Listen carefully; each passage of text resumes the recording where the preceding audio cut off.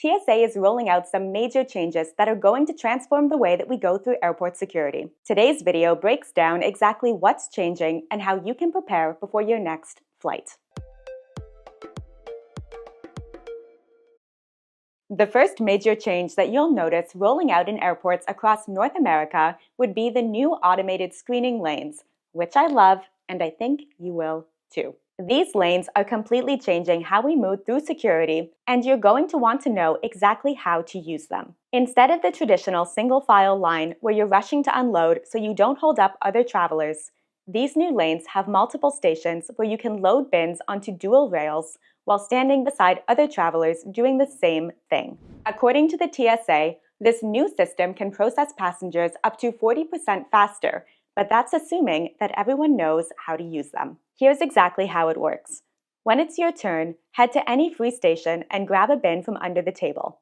Empty your pockets and pull out any electronics that are larger than a cell phone, like your iPad, tablet, or laptop. Electronics can usually stay in the bin with your other items, just don't stack anything on top of them. If you don't have TSA PreCheck or another exemption, you'll likely need to remove your packed liquids, as well as take off your shoes and place them both in the bin.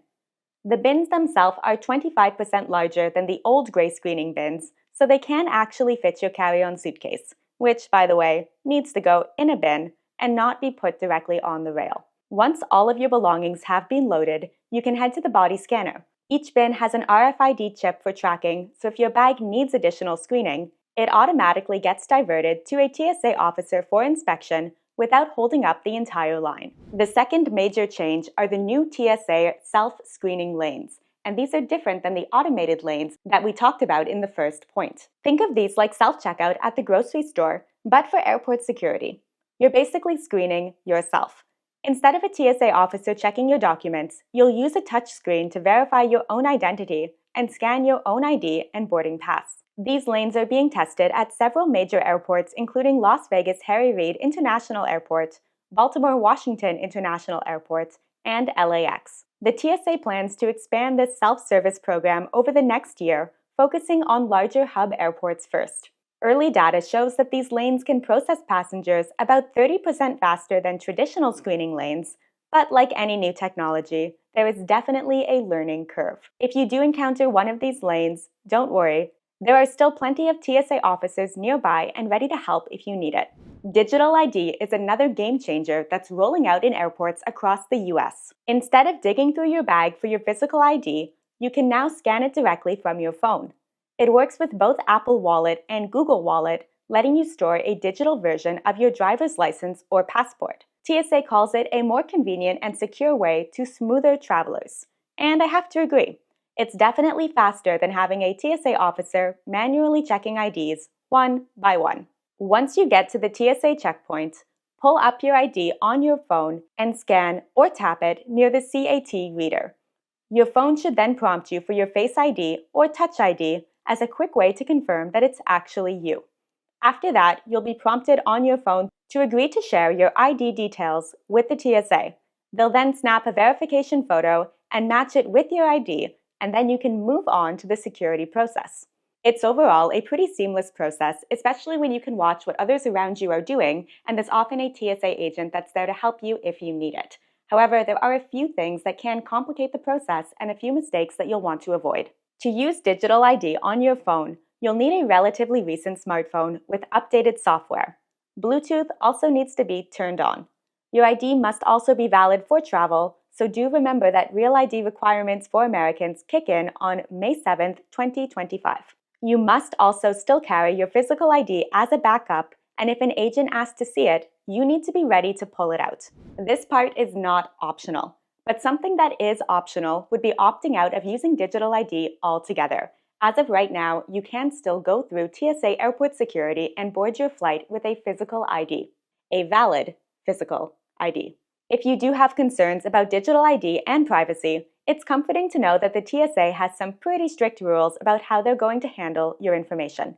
When they snap that verification photo at the checkpoint, it's only going to be used right then and there to make sure that it matches with your ID, and it's apparently not going to be stored. Plus, your personal information isn't shared with any third parties, and the TSA only gets the essential details that they need to verify your identity. Let us know down in the comments if you would be comfortable using digital ID the next time you fly. I've personally decided to be okay with it because while it's optional right now, I assume this is going to be the standard process in the future, and we probably won't have a choice forever. Whether we like it or not, we are going to need to adapt, the same way we are going to need to adapt to the new facial recognition technology. While digital ID is about storing your license on your phone, the fourth major update, facial recognition technology implementation, uses biometric data to verify your identity by scanning your face and matching it to your passport photo or other travel document. The TSA is currently using this technology at over 200 airports across the US, so if you haven't seen it yet, you likely will soon. Here's how it works. You'll stand in front of a camera at the security checkpoint, it takes your photo, and within seconds, it compares it to your ID photo. No need to hand over documents or your ticket or your ID. It's incredibly efficient and incredibly creepy. TSA claims that this technology has a 97% accuracy rate and actually helps reduce any human error in ID verification. And just like digital ID, using this facial recognition technology is optional for now. You can always request a manual ID check instead.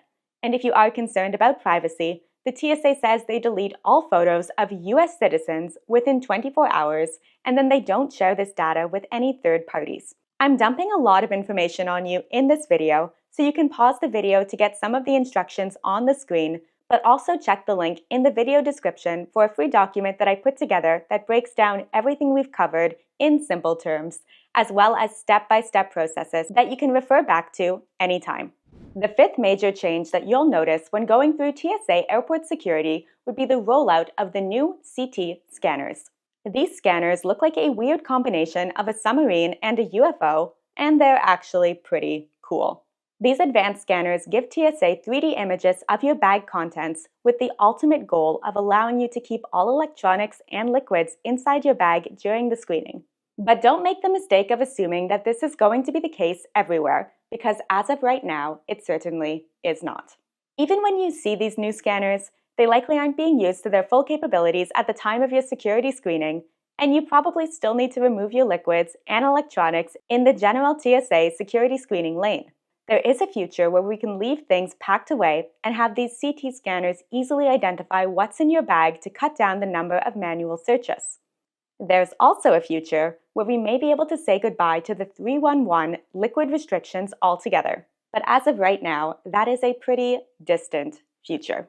Apparently, TSA is still deploying computed tomography, or CT, units that are capable of screening larger sizes of liquids. However, the agency will not be able to change the current 311 liquid rules for some time to come because there are about 2,000 screening lanes in about 430 airports. So for now, keep an eye out for what travelers ahead of you are doing and listen to agent instructions. Always pack your bag with the assumption that everything still needs to come out as usual. And when it comes to having to unload everything at TSA security, let's talk about how having the right gear can make a huge difference. I've partnered with Nomad Lane on this video to show you why their Bento Bag V4 is an absolute game changer when it comes to going through TSA airport security.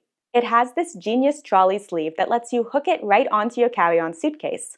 This lets you use your suitcase as a stable platform while you're unloading your stuff into the bins. But my favorite feature is the fact that it opens like a clamshell suitcase. When TSA needs to manually check something in your suitcase, which, let's face it, happens all the time, instead of having to pull out everything and have your personal belongings on display from a top-loaded backpack to get to that water bottle that you forgot at the bottom, you can just open up the bento bag and everything is right there, laid out horizontally. This makes it quick and easy to find whatever the heck set off the scanner without being left with a mess to repack after. You can find the bento bag at nomadlane.com and then use code Megan10 at checkout to get a 10% discount on your order. And while you're at it, you will definitely want to check out the clearance section. I recently spotted some bags that were 50% off, which is an absolute steal. Don't forget to head to the video description to find that free guide with all of the information in this video summarized step by step to help you go through each new process. I'll also throw a video on the screen now and link it for you in the video description with up-to-date information on TSA liquid rules and other changes on what you can and can't bring through airport security that you will want to know before your next trip. Don't forget to hit that subscribe button to join Ollie and I back here for more travel tips and hacks each week, and I will see you in that next video soon. Bye.